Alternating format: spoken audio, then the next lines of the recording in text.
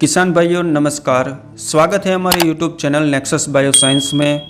इस समय कई क्षेत्रों में सोयाबीन की बुआई हो चुकी है और जिन क्षेत्रों में बुआई नहीं हुई है उन क्षेत्रों में कुछ दिनों में बुआई शुरू हो जाएगी।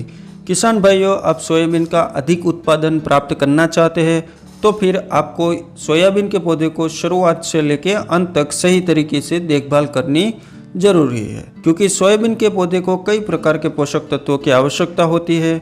इसके अलावा सोयाबीन में कई प्रकार के रस शोषक कीटक इल्लियो का अटैक होता है और फफूंद के कारण कई प्रकार के रोग होते हैं। तो कहने का मतलब ये है कि पौधे की देखभाल करने की सख्त आवश्यकता होती है।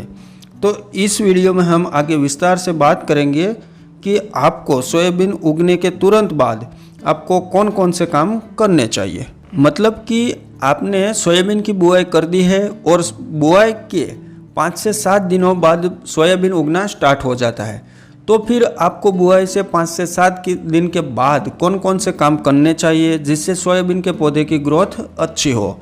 तो इसकी पूरी जानकारी के लिए आप वीडियो को अंत तक जरूर देखना।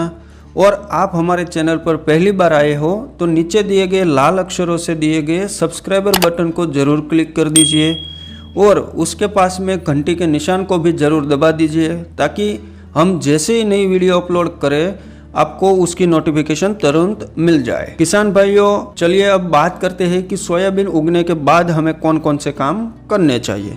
तो अपने सोयाबीन की बुआई कर दी है और आपके खेत में सोयाबीन उगना स्टार्ट हो चुका है, लेकिन अगर आपके क्षेत्र में इस समय बारिश नहीं आ रही है तो आप तुरंत सोयाबीन की सिंचाई करें। सिंचाई के लिए आप मिनी स्प्रिंकलर का भी प्रयोग कर सकते हैं और बड़े वाले स्प्रिंकलर का भी प्रयोग कर सकते हो, लेकिन आप सोयाबीन की सिंचाई जरूर करें, क्योंकि किसान भाइयों सोयाबीन को उगते समय ही ज़्यादा स्ट्रेस मिल जाता है, मतलब कि पौधा ज़्यादा स्ट्रेस में चला जाता है, तो फिर उस सोयाबीन की ग्रोथ कम हो पाती है। इसलिए आप उस सोयाबीन को बेहतर तरीके से उगने के लिए सोयाबीन की सिंचाई जरूर करें। लेकिन आपके खेत में पर्याप्त नमी मौजूद है और बारिश आ रही है तो आप सिंचाई ना करें। इसके अलावा सोयाबीन के उगने के तुरंत बाद जब 2 पत्तियां स्टार्ट हो जाती है उस समय पर तोते बहुत नुकसान पहुंचाते हैं और सोयाबीन की पत्तियों को तोते खा जाते हैं। तो इसलिए आप अपने खेत में पहरा दीजिए और तोते सोयाबीन की पत्तियां खा रहे हैं तो उसे दूर भगाए। इसके अलावा जब सोयाबीन 3-4 पत्तियों का हो जाता है तब कई बार बारिश नहीं होने के कारण छोटी छोटी इल्लियों का भी अटैक हो जाता है, जो इल्लियों सोयाबीन की पत्तियों को नुकसान पहुंचाती है।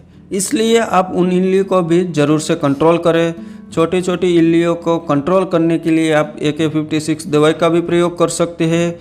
और इसके अलावा अपने बुआई के पहले या बुआई के बाद किसी भी खाद का प्रयोग नहीं किया है, मतलब कि अपने अब तक सोयाबीन में कोई भी खाद नहीं डाला है, तो सोयाबीन उगने के तुरंत बाद DAP या फिर SSP के साथ MOP का प्रयोग जरूर करें, क्योंकि सोयाबीन के पौधे को नाइट्रोजन, फास्फोरस, पोटाश और सल्फर की आवश्यकता होती है। इसलिए आप जो भी शुरुआत अवस्था में जो खाद डालते हैं उन खादों का प्रयोग जरूर करें। तो किसान भाइयों, इस वीडियो में बात की है कि सोयाबीन उगने के तुरंत बाद हमें कौन कौन से काम करने चाहिए।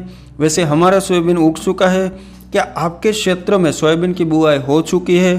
क्या आपका सोयाबीन उग चुका है? हमें कमेंट करके अवश्य बताइए। और वीडियो पसंद आया हो तो वीडियो लाइक करें, शेयर करें और चैनल सब्सक्राइब जरूर करें। चलिए अब मिलते हैं अगले वीडियो में। जय जवान जय किसान।